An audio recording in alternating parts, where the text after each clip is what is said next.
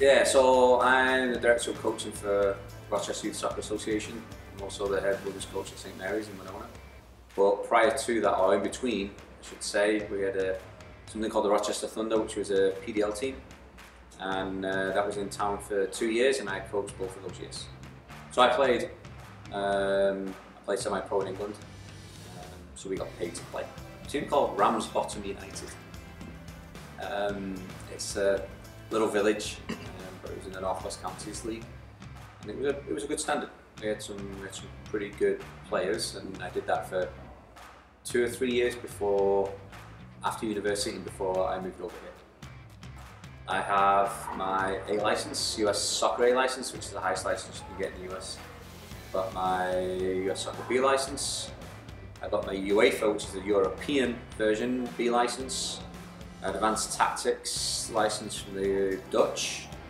A national goalkeeping one from the United Soccer Association. I think it's pretty simple. I think the first thing that I want to do is make the playoffs. I know the team was pretty close last year. We've got some good returning players, and with the addition of the players that I think will be coming, I think it's going to be a realistic goal as well. Now, we'll reassess that goal halfway through the season. If we're on track, then let's set a bigger and higher goal. But the initial goal is playoffs. I think the first thing that was pretty successful about the team was their defensive record. Now we're not getting the whole defensive line back. We've got some injuries of players that are returning, so it's going to be a pretty new look.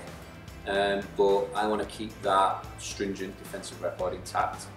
I think going through the thirds, I think we'll have more of a there was a possession style of play that Luke introduced last year. I want to continue that. I want to be a little bit more dynamic up front. A little bit more organised overall defensively in terms of here's what we do when the ball's here, here and here.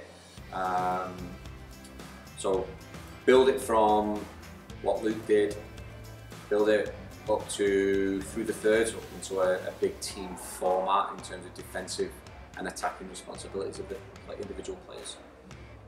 I know they did some community service last year. I want to continue that, and I think we need to do a better job of making sure that everybody knows what we're doing and the impact we're having in the community. I would say having it as an event as well. I think there's some pretty cool things that have been talked about prior to the game. So having it somewhere where it's not just come and watch the soccer, but come and interact as a family, come in with other families, come in our young kind of 20 to 30 age range. I think it's a really, really big opportunity. We need to get that group involved and how they can kind of hang out and maybe be a part of a supporters group to make that a little bit more annoying. I think from a personal standpoint, with my role within the club, I'm going to be doing some coaching education. So meet with the coaches before the game. Here's our game plan. Here's the scouting report we have on the team. Here's what I want you to do throughout the game. Do some analysis. Then we'll meet with you afterwards and tell you some of the things we changed, why we changed them. So kind of a coach education, tactical side of things. I also think that could be a fan experience. You know, if there's fans that want to know how we're approaching the game, be a little bit more involved in the inside of the thinking of the coaching staff and the team, I think that outreach could prove really good and may bring in some people that wouldn't necessarily go otherwise.